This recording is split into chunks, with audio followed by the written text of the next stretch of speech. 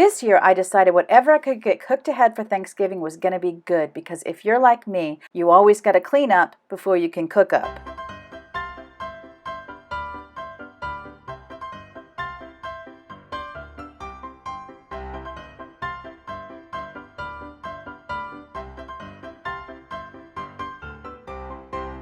With the kitchen tidy and ready, today I'm going to get started on my sweet potato casserole.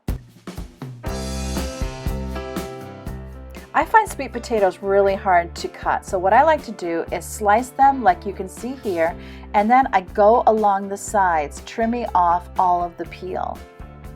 Since I'm not composting my peels, I put it in a shopping bag, and that's one way that I reuse shopping bags. Another way is I line my bathroom trash cans with them, and then I don't have to buy trash can liners.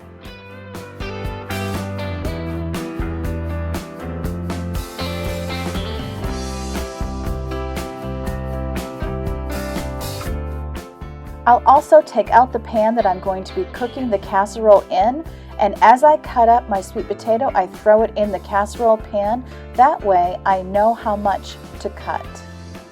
It does take up less space once it's cooked and mashed. However, I'll be putting a topping on, so that works out perfect.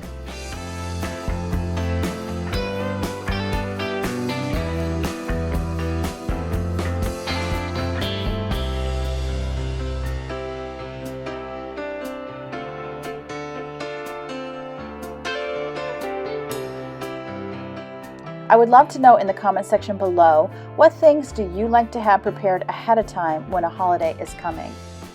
If you've been watching my channel right along, you might know or remember that I have a strawberry rhubarb pie and a pumpkin roll already waiting for me in the freezer. And also, the day before this day, my daughter and my husband made 2 pumpkin pies and froze those as well. I have to be honest and tell you that I wasn't 100% happy with how the pies came out. I cooked them and then froze them, and while they were frozen and thawing out, the bottom crust got a little bit wet, and I wasn't planning to reheat them. So I think in the future I will try keeping them raw and freezing them raw and then thawing them out and baking them. I'll try to remember to do that for Christmas so that you can see how it comes out. So here's my sweet potatoes all done. Once I cut up vegetables, I like to give them a quick wash in the sink.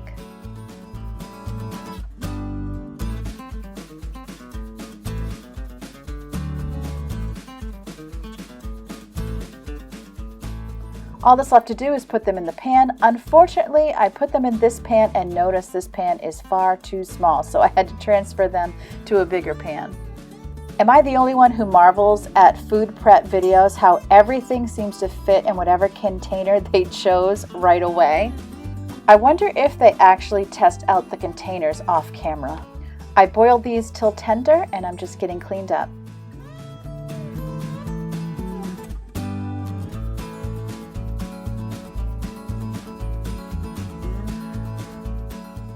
Now my sweet potatoes are all nice and soft, so that I can just get them drained and then do some mashing and put in some nice flavor.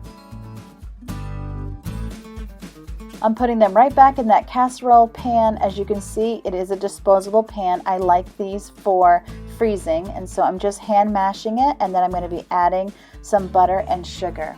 Once the sweet potato is mashed, I'm adding a ½ cup of sugar. I'm using this raw sugar, which is very much like brown sugar, and then a ¼ cup of butter, which mine is Earth Balance, so that all of my family can eat, since Earth Balance is dairy-free. Another option is to add a little bit of nutmeg or cinnamon or a little bit of pumpkin pie spice.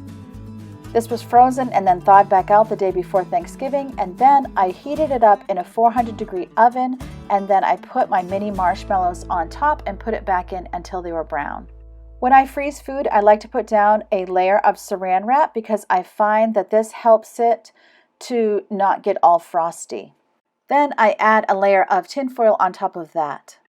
This is a family holiday favorite.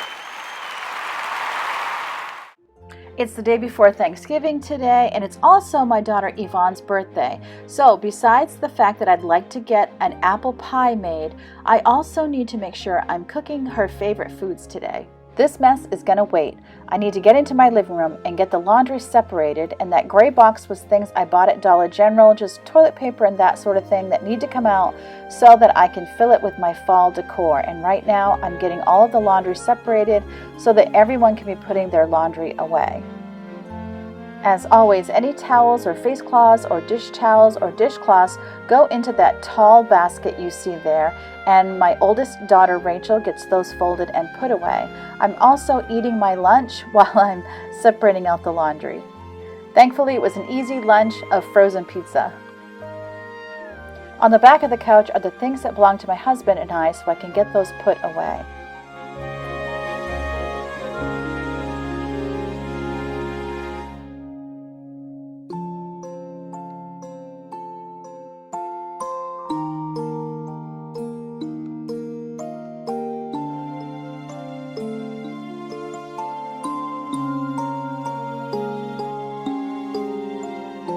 This method of laundry saves me a ton of work because I only fold my things and my husband's things. All of the girls' undergarments go in one laundry bag and they pull out what belongs to them. With my morning chores done, I can start on Yvonne's birthday dinner, and I'm making pork tacos in the crock pot. And here you see me mixing up a homemade taco seasoning. It has in it chili powder, paprika, cumin, salt, cornstarch, garlic powder, oregano, and pepper. You can find this recipe in a cookbook called Meals That Heal that I'll have linked in my description box below. You could also use any packaged taco seasoning, and then I'm just taking a jar of salsa and dumping it on the top, and I'm going to let that cook with the roast pork the entire day. I love using these big pork roasts because it's so easy to get them on sale, and this is a great way to cook them. We love them as a taco, and we also love them with nachos.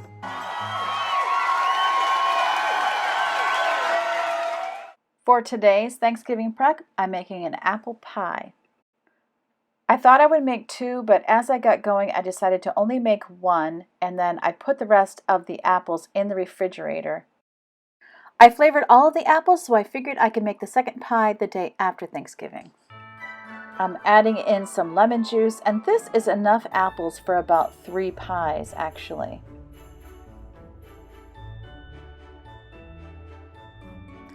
I also prefer brown sugar in my fruit pies rather than white sugar.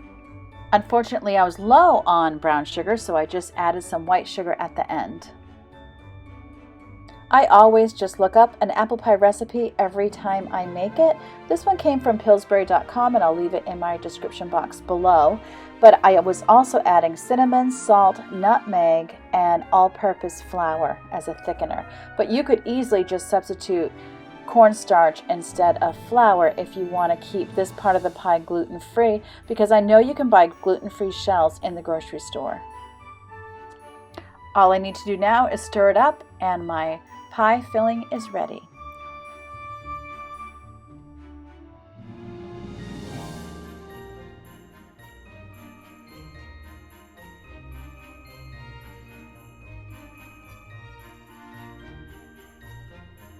I saw someone use their food processor to mix their pie crust rather than using a fork or pastry cutter, and I decided to try it. But my recipe is a bit on the wet side, and I have to say it was a mess, and I would not recommend it. They must have been using a drier recipe. I use my mother-in-law's recipe, which comes out perfect if I use a fork or pastry cutter. I have a video tutorial on this, and I'll leave it linked in my description box below, because I'm telling you, it really is a no-fail pie crust. Now I'm dividing up my dough, and I'm going to put it in the refrigerator to chill. Actually, I end up putting it in the freezer to chill because I was impatient. I was chatting with my husband, and he said he had put parchment paper over the pumpkin pie that he froze, so I decided to take it out of the Glad Luck bag and put the cling wrap on top of the pumpkin pie. It was already beginning to get ice crystals on top, and I really find the saran wrap helps that not to happen. So I'm going to wrap it in saran wrap, and then I'm going to wrap it in tin foil, and then I can put it back in the freezer bag to put it in the freezer. I use a deep freeze, which also can cause more of that crystallization than your regular freezer.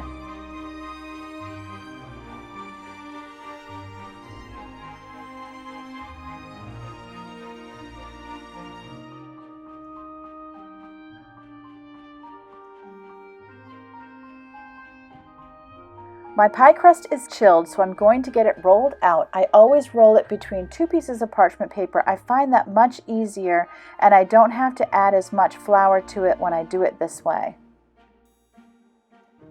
I was excited to get to try out some preparations before Thanksgiving because that will help me to get ready for Christmas. Here's some reality TV where I didn't do such a great job with this pie crust, so I'm just doing some patchwork. Luckily, this one is for the bottom of the pie, so no one's actually going to see it.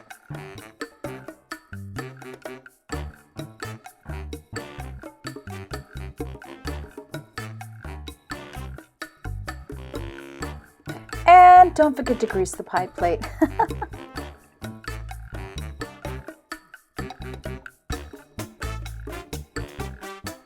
I feel like this year, even though many of us are having very small celebrations, it actually causes more cooking work because usually we're all doing potlucks and we're pitching in together to do the meal, but once we're just here with our immediate family, then all of our cooking has to be done here in our own kitchens. So there can be a little bit more work and maybe even a little bit more stress. I want you to know that I'm praying for all of you, and I'm really hoping that my channel can be an encouragement to you, that we can work together to get the things done that need to be done for a wonderful holiday season.